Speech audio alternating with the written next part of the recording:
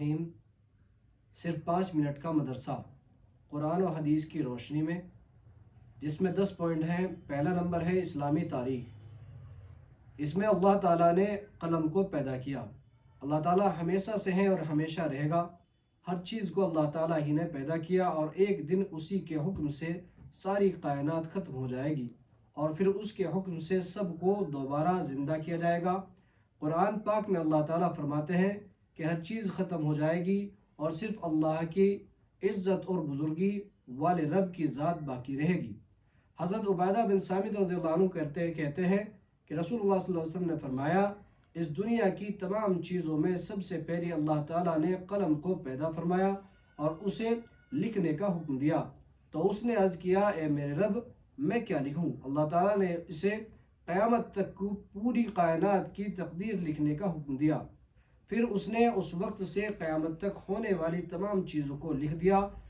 ایک دوسری حدیث میں رسول اللہ صلی اللہ علیہ وسلم نے فرمایا، اللہ تعالیٰ نے مختلف مخلوق کی تقدیر کو زمین و آسمان کے پیدائش سے 50,000 سال پہلے لکھ دیا تھا۔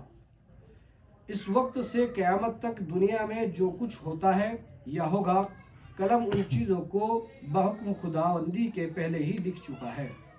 نمبر 2، اللہ کی قدرت۔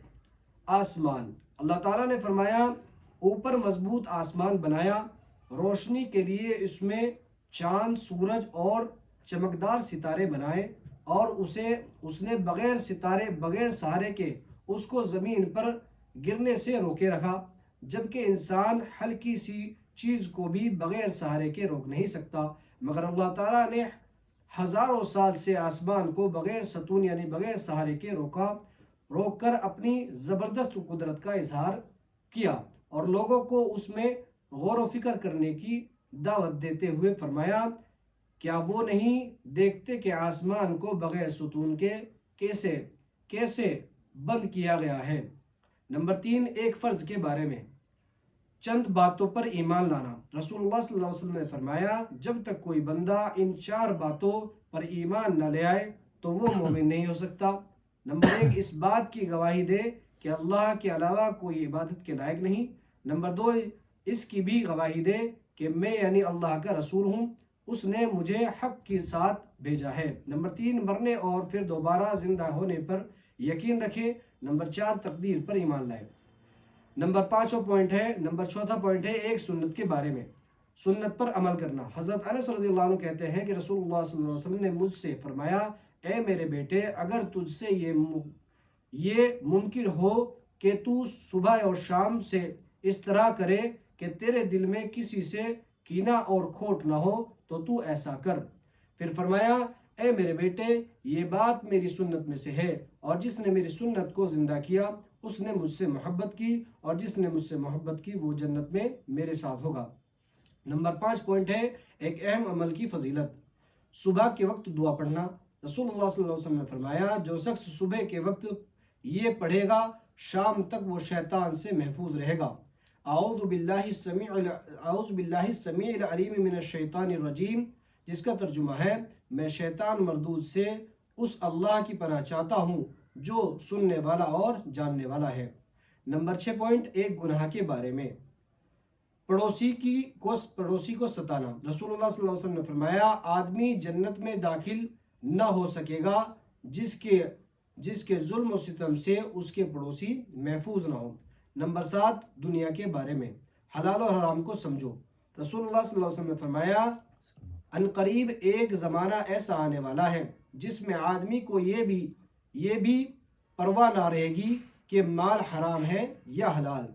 نمبر 8، آخرت کے بارے میں، اعمال نامہ دیکھ کر مجرموں کا افسوس کرنا۔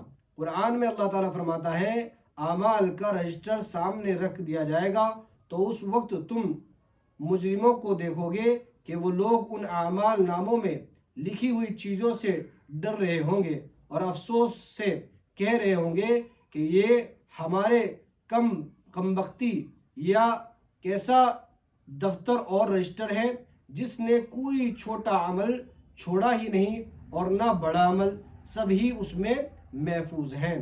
نمبر 9، طب نبوی سے علاج۔ ہر بیماری کا علاج۔ رسول اللہ صلی اللہ علیہ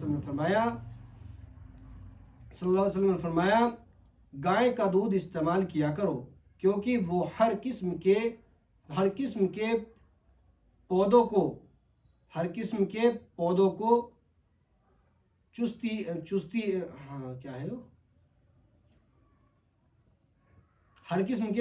چرتی ہے، اس لیے اس کے دودھ میں ہر بیماری سے شفا ہے۔ رسول اللہ صلی اللہ علیہ وسلم نے فرمایا گائے کا دودھ استعمال کیا کرو، کیونکہ وہ ہر قسم کے پودے کو چرتی ہے، اس لیے اس کے دودھ میں ہر بیماری سے شفا ہے۔ نمبر 10، قرآن کی نصیحت۔ صبر اور نماز کے ذریعے اللہ سے مدد مانگو۔ قرآن میں اللہ تعالیٰ فرماتا ہے اے ایمان والو تم صبر اور نماز کے ذریعے مدد حاصل کرو، بے شک اللہ تعالیٰ صبر کرنے والوں کے ساتھ ہے۔ اللہ تعالیٰ عمل کرنے کی توفیق عطا فرمائے۔ سبحان اللہ۔